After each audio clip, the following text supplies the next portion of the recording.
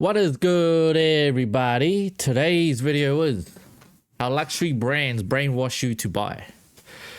Well, if you haven't been living under a rock, it's kind of obvious. They brainwash us to buy anything. Doesn't matter about brands. It could be food, anything in life. The most valuable luxury brand in the world. Each year, it sells over $15 billion worth of products and leads the luxury fashion market with the highest profits than any of its competitors. But what you don't see is how these billion-dollar brands target the poor and not the rich, and get inside their head using neuroscience and marketing. Because the rich know it's not the brand that makes you rich. It's business. To control the minds of the masses. And today, I'm in Beverly Hills to shop the top 5 luxury fashion brands in the world and expose exactly how they do it. And these are our covert mystery shopping glasses, so we can get footage and expose the tactics that these companies are using firsthand in the store. This is 10,400, this is 10,800. And I'm also going to show you how to apply these same tactics to your own business to dramatically increase your profits. If you don't know me, I'm Sabri Subi. I'm an investor on Shark Tank. I've generated $7.8 billion for my clients. First up is Louis Vuitton. So before we go into the store, here are some of the tactics that they are known to deploy in store that I'm going to be keeping my eye out for. So these brands, they go through the most extreme measures to manufacture exclusivity. Their limited stock, that is all a fugazi. Yeah. Do you really think that they don't have the funds to go out there and procure the goods to make enough to sell to the demand? Of course they do. It's to make you feel special, right? Psychology. If you know the mind, you can sell anything to anybody. Didn't know that. Now I know. Smart. It's just a tactic to get us to buy some bullshit that we don't even need. I don't even buy all that stuff. It is by design. They want to keep that stock low so that it increases the urgency for you to act now when they do have the inventory in place and to make it more desirable in the first place. So my bodyguards and I headed into Louis Vuitton to investigate. I told them to pretend I was a billionaire sheikh from Dubai to see how these luxury brands would treat me inside. Immediately, we were met with our first challenge. This is all women's. Okay. You're very close, 2 blocks. We went to the all-women's store, so we ventured over to the men's store to try and buy a Bro, they got a whole store just for women's. Damn. Wallet. Immediately, we were assigned a... Bet you that wallet's like $800 to $600. $600 to $800. You don't need a wallet that expensive. Personal shopper to show us around the store. Look at that. Look at the store. I found my wallet on display, and what do you know?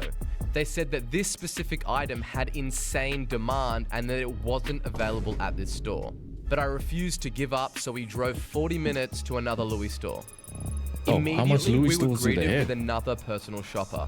I told them that I wanted a passport wallet, and she immediately brought me to their travel section. Here's where it gets juicy. She mentioned that the wallet I was after was hard to come by, and while she checked the back of the store, she tried to sell me a $1,000 pair of sunglasses, as well as a $4,000 duffel bag. They ended up having the wallet, but somehow it was the last one in stock. All right, so we just copped some Louis V.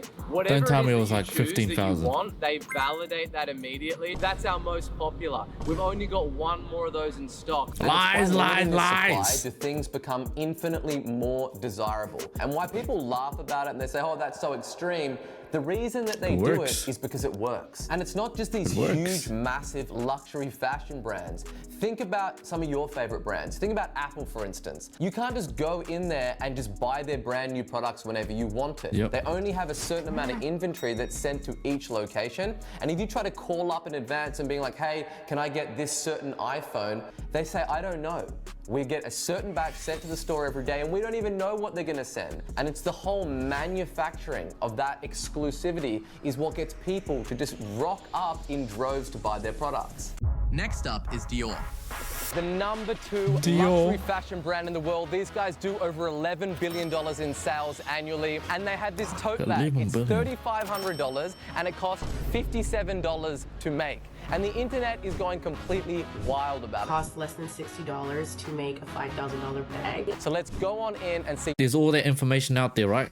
That it costs $60 to make and it costs $3,500. And the funny thing is, people still go and buy it. So why would the companies stop what they're doing when there's idiots? There's still people that go out and buy it. When the consumer stops consuming their products, that's when the business will change their strategy. But if they're not if they're always going to have consumers, they're always going to stick to the game plan that they're currently doing right now. what tactics that they're going to use on us. So we went into Dior and immediately asked to see the $57 tote bag. I couldn't believe My personal opinion on that, that's ugly. Not my type of style. that they sold these things for $3,500. It's an Egyptian cotton. It's woven. And even though I don't think it was Egyptian anything cotton. special, I gotta respect it because This is the very first thing that I do when a client wires me 50K. I get on the phone with them and I tell them immediately, straight out of the gate, you need to double your prices because you want to be selling at a premium price point. Unless your business model is to be able to service the entire market so nobody can possibly compete with you on price, then operating at the lower end of the market is a fool's errand, and you do not want Smart. to play the race to the bottom because you never win. All prices are made up.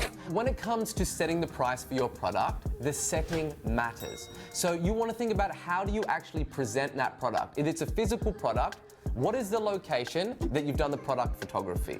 What is it next to? What are the models like? What's the lighting? What's the aesthetic? What's the whole makeup? What very few people understand is price priming.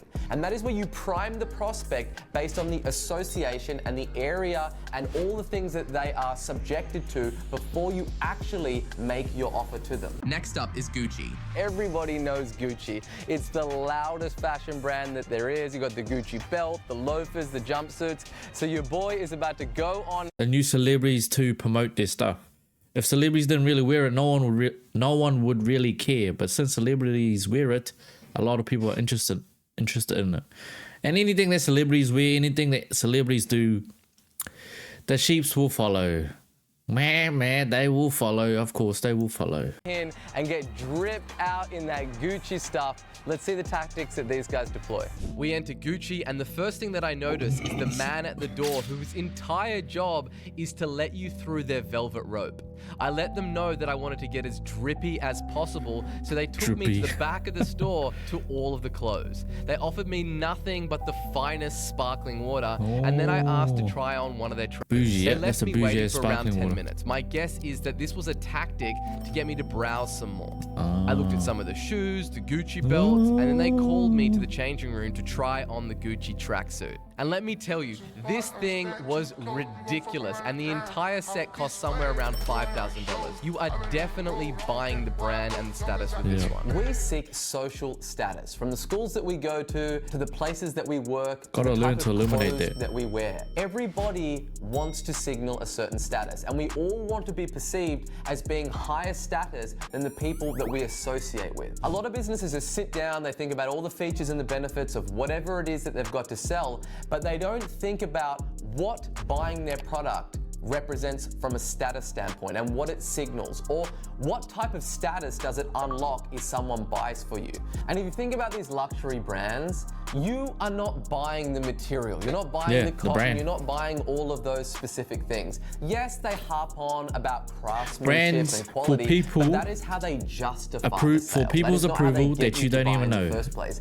It is an emotional For the sale. clout. They are selling you the status of having the big Gucci logo on your tracksuit because they know all the rappers and celebrities, influencers, that it is what they're wearing. And you want to be like them, and therefore this is like a cheat code. If you buy this, you are going to be like them. Before we dive into what might be the craziest manipulation tactic I've seen from any retailer at Rolex, I decided to play a little prank on the people over at Balenciaga. These guys are known for their out-of-pocket designs, like their Nah, that controversy on Balenciaga with the kids and stuff. Fuck Balenciaga. $1,800 leather chips bag and What? $4,000 tape bracelet. So I asked to try I've never heard of this. I just heard about it right now. Is there people buying this stuff? Well, I guess if you have a certain amount of money that you don't care and you buy all the stuff, who gives a shit? It is what it is. But you're still supporting the brand, which is not a good brand. But if you barely make any money, or you make average money and you spend all your money on this, their biggest oversized hoodie and Kanye's favorite, the Oh my oversized God. croc boots. Bro, I almost lost. Those are so ugly, man. when you made them bring out those fucking Their products are so wild. Kinda that there suits has it to 'cause be he's kinda, some but- other reason as to why they're able to sell Ugh, over ugly style, $1.4 bro. billion a year. They're masters of trolling the internet and consumers by using something called neuromarketing. And neuromarketing is the way that scientists study how our brains interact with certain ideas, objects, and ads. These big brands, they spend That's why before you get into business, the good thing to learn about is psychology on people's mind. If you can understand the mind, you can understand on selling and everything else. That's what I'm learning to understand now. millions of dollars per year in this study. And they use crazy technology like fMRI to study the blood flow in people's brains when they're exposed to certain products and ads. They also have all of these fake shops and music. supermarkets set up where they use eye tracking software to have a look at what happens to people's heart rates when they see certain products, when they see certain ads, and they interact with different store layout. Now, I'm not saying that you need to go through these crazy lengths and use all this insane technology, but what I will say is the very first thing that I do when I sit down and I write an ad or a VSL or craft an email is I think, what is the emotion that I'm trying to elicit? I don't think about how do I write this subject line or what's the hook gonna be. You first need to start from the place of like, how are you trying to make the prospect feel? Because all the masterful copy, all you putting the features and benefits, people don't remember that, but they will remember how you make them feel. All right, here we are at the front of Chanel. And that's the other thing, emotions. If you can tell a good story, get them to feel a certain way, they can relate more and buy your stuff. Emotions and storytelling. Top two key. It is the 4th ranked luxury brand in the Rolex. world. Let's go in and see what it's all about. Inside of Chanel, not I Rolex. asked to see My their bad, my most bad, my bad. popular item, the classic Chanel bag. And of course, they tried to use the exclusivity of these bags against me. Caviar gold hardware. This is 10,400. This is 10,800. Claiming that it was a limit of one per customer. When I asked her, These numbers are ridiculous to me because I am not a rich baller. 10,000 for a bag. But if you're that rich, right, 10,000 is like $10. If you're rich. But a lot of rich people don't even buy this stuff. It's the wannabe rich that buy this stuff. just 3 of them for my daughters. A few minutes later, and they let me know that miraculously that they happened to find 3 of these exact bags So you lied. that I was If you lied to your customer, how can they trust you? You lied straight to his face that this is a rare product, and then when he said he needs 3 for his daughters, for some reason it appeared out of the blue. looking for in stock. And they told me that I would actually be able to buy all 3 of them because I had me and my 2 bodyguards. But one thing that I noticed about Chanel that stands out from all the other luxury brands is just how heavy they lean into their feminine and timeless style. Everything they do, from the way the hostess greets you, the lighting in the store, the products themselves, Even the lighting is a big factor too. It sets your mood to buy and stuff like that too. Everything, bro. Crazy. radiate the same Smells. They want to link an association with an idea or a feeling with their brand. And it's the same thing with how Volvo pairs their brand with security and safety, or Nike with determination, and Apple with simplicity. It is simply a link between an idea and a concept to their brand, and they keep hammering it in all their communication until that link is formed. And it's the very same reason that these brands spend millions and millions of dollars a year on influencers. They're taking a relationship Like that I said before, influencer they already use the has, and they're celebrities. flipping that relationship to have that association and that brand liking to their brand to make more sales. So you want to zoom out and you want to think, ultimately, what is that linking that I am trying to form with my brand? And now Rolex. It is the 5th ranked luxury fashion brand in the world. These guys do over $10.1 billion in sales annually. Everybody knows it is almost impossible to get a Rolex. I have been all over the world searching for a timepiece and I cannot find it. Going in, I'm gonna try my hardest to get a watch for wifey. But the thing is, it's almost impossible to actually buy a Rolex at the store. That is because they actually don't hold anything for sale. I went in with the exact watch that I wanted in mind, and they said that it was not available to purchase, but they would take down my phone number and call me when it was in stock. What female watches do you have in Oh, if you're an impatient person and you want it straight away, that would annoy the hell out of you. What about in men's? Again, I don't have any There's models. no watches at all for sale. Everything is exhibition.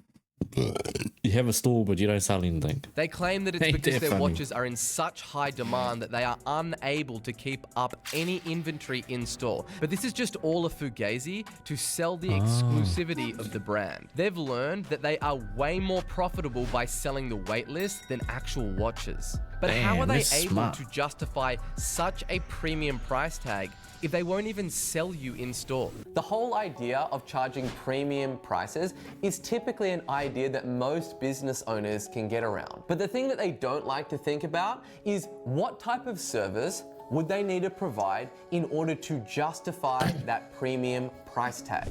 Because you can't just go, oh, that sounds great, Sabri. Let me just charge double, triple for what it is that I've got right now. Because a transaction takes place where value exceeds price. And what I have found from having thousands of clients all over the world, providing an incredible customer experience is made up by having a lot of little things that you do all throughout that client journey that adds up to the overall experience that it is that they provide. And that's exactly how these luxury brands operate. They know exactly who your name is, what items that it is that you've bought in the past, because that is the only way that you can actually get the products that you want to buy in the first place. They're not in there to sell you one bag or one belt. They want you buying off them repeatedly and forever. And that's how they make these obscenely high profits. So there's the strategies to dramatically increase your profits. Like, subscribe, and I'll see you in the next one.